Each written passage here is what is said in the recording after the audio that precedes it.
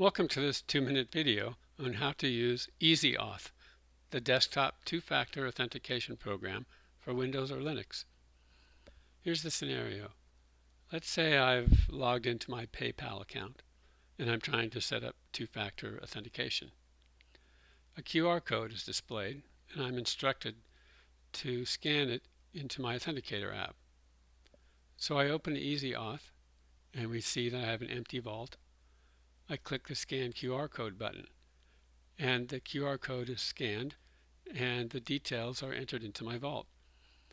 We see the provider name, my email address, and a one-time passcode, which when you click is copied to the clipboard.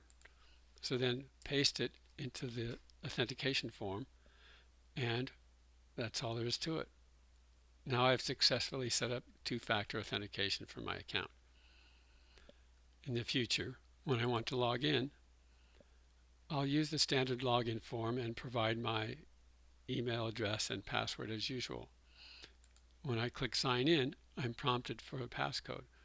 Simply click the passcode for the appropriate entry in my vault and then paste it into the form, and my login is confirmed.